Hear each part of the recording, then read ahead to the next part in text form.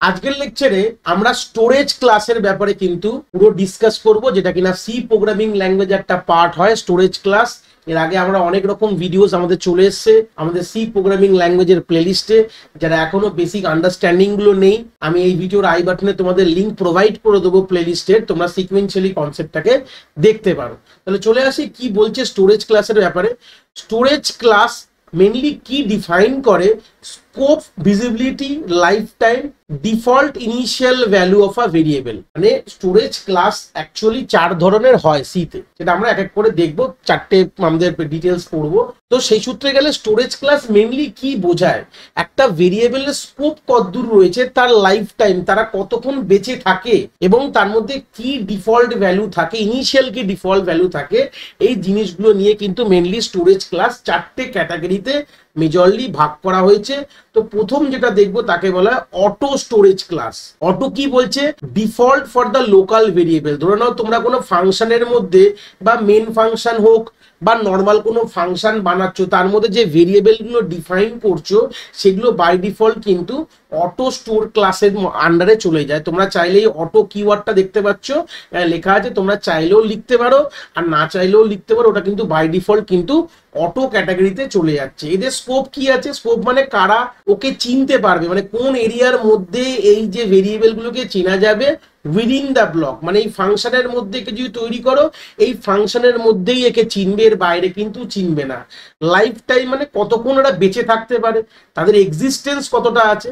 Exist during the block execution, মানে এই ব্লকটা যতক্ষণ এক্সিকিউশন করবে ততক্ষণ তো এই ভেরিয়েবলের এক্সিস্টেন্স থাকবে, যখন এই ব্লকের এক্সিকিউশন শেষ হয়ে যাবে আর কিন্তু কোনো রকম তাদের এক্সিস্টেন্স থাকবে না। এর মধ্যে ডিফল্ট কি থাকে? এদের মধ্যে ডিফল্ট গার্বেজ ভ্যালু থাকে, মানে আনডিফাইন্ড ভ্যালুগুলোকে গার্বেজ ভ্যালু বলে কিন্তু এখানে আমরা বুঝি। It is a default storage class for variable declare inside the function. যেটাই বললাম, এটা কারো বিস্তারিত করে লেখা রয়েছে। এটা একটা ডিফল্ট স্টোরেজ ক্লাস বলতে পারো, যে কোনো ভেরিয়েবল যেগুলো ফাংশনের মধ্যে, সেটা মেন হোক কি নর্মাল ফাংশন হোক, এর মধ্যে ডিফাইন করলে ওটা কিন্তু ডিফল্ট ক্যাটাগরিতে চলে যায়। You don't need to write auto, just write int is equal to 5, that means auto int is equal to 5। যদি আমরা নর্মাল লিখি ইন্ট ইজ ইকুয়াল টু 5, তার মানেই হচ্ছে auto int is equal to 5, আলাদা করে লিখতে হয় না। টেম্পোরারি কি বলছে? Variable is created within the function start and destroy when it's end। যেটা আমি বললাম, এদের যে লাইফ লাইনটা কিন্তু লাইফ টাইম যদি বলতে পারো, যে উইদিন দ্য ব্লক, যখন ব্লক শুরু হয় তখন থেকে এবং ব্লক যখন শেষ হয়ে যায় সেখানে গিয়ে কিন্তু এটা শেষ হয়ে যায়। নেক্সট যে স্টোরেজ ক্লাসের ব্যাপারে কথা হলো তাকে বলে রেজিস্টার স্টোরেজ ক্লাস। এটা ব্যাপারটা কি? Request the compiler two store the variable in CPU register for fast access. ধরে নাও আমরা নর্মালি যখনই কোনো ভেরিয়েবল বানানো হয় তার মেমোরিটা কিন্তু র্যামের মধ্যে পাই। ধরে নাও কোনো ভেরিয়েবলের আগে যদি তোমরা এরকম লেখো রেজিস্টার, এই শব্দটা যদি লিখে দাও, ধরো int count is equal two 0, তাহলে কাউন্ট বলে যে ভেরিয়েবলটা এটা কোথায় অ্যালোকেট হবে? এটা সিপিইউ রেজিস্টারের মধ্যে হবে। বড় প্রশ্ন একটা কথা বলে দিই, এটা আমরা বললেই কিন্তু এটা হয় না, এটা কিন্তু আমরা রিকোয়েস্ট করি, এটা কিন্তু রিকোয়েস্ট করছি কম্পাইলারকে সিপিইউ রেজিস্টারের মধ্যে তোমরা এই কাউন্ট বলে যে ভেরিয়েবলটাকে ওখানে তার মেমোরিটা অ্যালোকেট করো রাদার দ্যান র্যাম। কিন্তু এটা ওরা করবে কিনা এটা ওদের ব্যাপার। এই হচ্ছে বেসিক গল্প। এদের স্কোপ কি আছে? লোকাল টু দ্য ব্লক, যেটা আমরা উপরেও পড়লাম, যেই ব্লকের মধ্যে তৈরি করবে সেই ব্লকের মধ্যেই তার কিন্তু স্কোপ বলতে পারো। লাইফ টাইম কি আছে? যত পর্যন্ত ব্লকটা চলবে তত পর্যন্ত সেই ভেরিয়েবলটাকে কিন্তু সবাই চিনবে, যেই ব্লক শেষ তার কিন্তু কোনো অস্তিত্ব থাকবে না।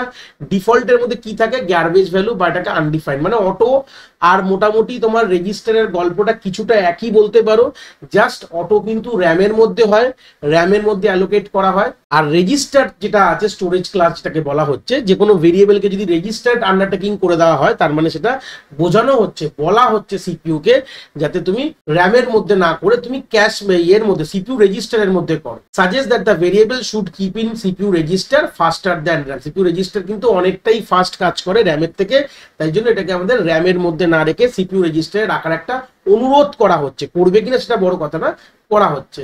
We cannot get it address using address operator. তো এইগুলোর কোনো অ্যাড্রেস কিন্তু পাওয়া যায় না। আমি যদি চাই এটাকে অ্যাম্পারসেন্ট সাইন দিয়ে যদি ধরে নাও যে কোনো ভেরিয়েবলকে এ করি, ধরে নাও এটা কিন্তু একটা রেজিস্টার মোডে তৈরি করেছি, রেজিস্টার স্টোরেজ ক্লাস দিয়ে তৈরি করেছি, আমরা চাইলে কিন্তু এর অ্যাড্রেস কিন্তু কখনো কিন্তু পাই না, কেন কি সিপিইউ রেজিস্টারের কোনো অ্যাড্রেস হয় না, র্যামের অ্যাড্রেস হয়। এই জন্য আমরা অ্যাম্পারসেন্ট অপারেটর কিন্তু এইসব ভেরিয়েবলের সাথে সাপোর্ট করে না। বড় ইম্পর্টেন্ট কথা। আমরা কোন কোন ভেরিয়েবল গুলো এই রেজিস্টারে আন্ডারটেকিং করি, যেগুলো ফ্রিকুয়েন্টলি ইউজ ভেরিয়েবল, লাইক লুপের কাউন্টার গুলো।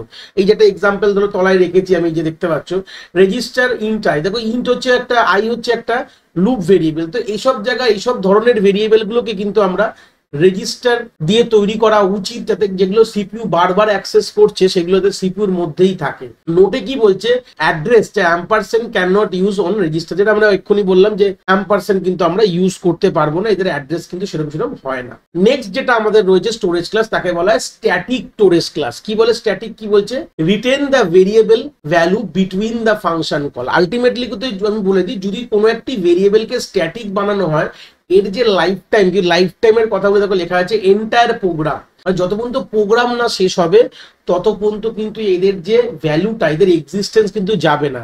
আরেকটা কথা, এর ডিফল্ট ভ্যালু কি সেট হয়, এর মধ্যে 0 সেট হয়, খুব ইম্পর্টেন্ট। আর যদি স্কোপের কথা বলি, যদি লোকাল তৈরি করো তাহলে উইদিন দ্য ব্লক হবে, যদি গ্লোবাল তৈরি করো তাহলে কিন্তু থ্রু আউট দ্য ফাইলে অ্যাক্সেস পাবে।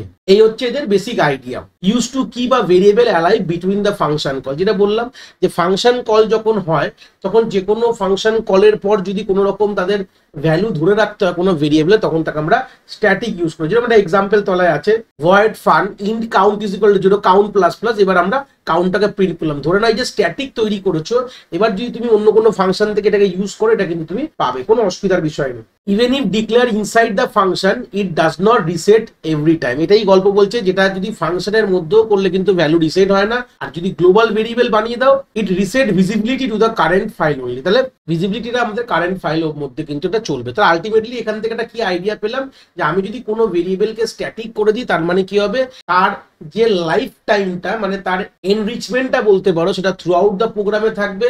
ওদের এক্সিস্টেন্স কিন্তু এন্টায়ার, যত পর্যন্ত প্রোগ্রাম শেষ না হবে তত পর্যন্ত থাকবে, আর এদের মধ্যে কিন্তু ডিফল্ট ভ্যালু কিন্তু এখান থেকে স্টোর থাকে। এই হচ্ছে বেসিক আইডিয়া। লাস্ট আমরা দেখবো হচ্ছে এক্সটার্ন। কি বলছে, use to declare a global variable that is defined in another file. ধরে নাও অন্য কোনো একটি ফাইল, ধরে নাও আমি এক্সাম্পলটা দিলে আরো ক্লিয়ার হবে। এক্সাম্পল দেখো, একটা ফাইল 1.c বলে একটা ফাইল আছে, তার মধ্যে একটা ভেরিয়েবল আছে ধরে নাও 100। আমি যদি এই ভেরিয়েবলটা ফাইল 2.c তে মানে আরেকটা প্রোগ্রামে ইউজ করতে চাই, তখন আমি এটা ইউজ করি এক্সটার্ন ইনটেক্স, তারপর আমি চাইলে প্রিন্ট করলে পাবো। মানে এরকম গল্প, মানে অন্য কোনো ফাইলের যদি ভেরিয়েবলকে অন্য কোনো ফাইলে, মানে দুটো প্রোগ্রাম ফাইল ধরে না, ফাইল মানে প্রোগ্রাম ফাইল, একটা ফাইল 1.c আছে, একটা ফাইল 2.c আছে। তো ফাইল 1.c এর মধ্যে যদি কোনো একটি ভেরিয়েবলকে আমরা ফাইল 2 তে অ্যাক্সেস করতে চাই, তখন আমরা এক্সটার্ন কিওয়ার্ডটা ইউজ করতে হয়। এটা বোঝাচ্ছে যে আমি অন্য কোনো ফাইলের কিন্তু ওটাকে ইউজ করছি। স্কোপ কি বলছে, global, visible throughout the program, lifetime হচ্ছে এন্টায়ার প্রোগ্রামের মধ্যে থাকবে, আর এদের ডিফল্ট ভ্যালু কিন্তু 0 হয়। to access global variable declare in another file, যেটা এক্ষুনি বললাম, অন্য ফাইলের জিনিসগুলো তুমি গ্লোবাল ভেরিয়েবলকে ডিসকাস করতে হবে, ডিক্লেয়ার করতে পারছো, এটা কিন্তু গ্লোবাল থাকতে হবে। এই যে ভেরিয়েবলটা যেটা আমি তৈরি করলাম, এটা কিন্তু গ্লোবাল ভেরিয়েবল হতে হবে, তার মানে মেনের বাইরে হেডার ফাইল লিখলে তারপরে এই ভেরিয়েবলটা লিখবে, তারপর তুমি মেন শুরু করো, মানে এটা মানে হচ্ছে গ্লোবাল, এটা তোমার থ্রু আউট দ্য প্রোগ্রামের অ্যাক্সেস থাকবে। It tells compiler the variable exist somewhere else, মানে যখনই আমি এক্সটেন্ড কথাটা আমি ইউজ করলাম, তখনই এটা বুঝবে যে এটা আমার এখানে নেই, এটা অন্য কোনো ফাইলে আছে, তো সেই ফাইল থেকে সে খুঁজে তার ভ্যালুটা এখান থেকে নিয়ে আসবে। এই হচ্ছে বেসিক ছিল আমাদের 4টে বলতে পারো আমাদের স্টোরেজ ক্লাসের গল্প। আশা করি কনসেপ্ট তোমরা এখান থেকে খুব ভালো করে বুঝতে পেরেছো।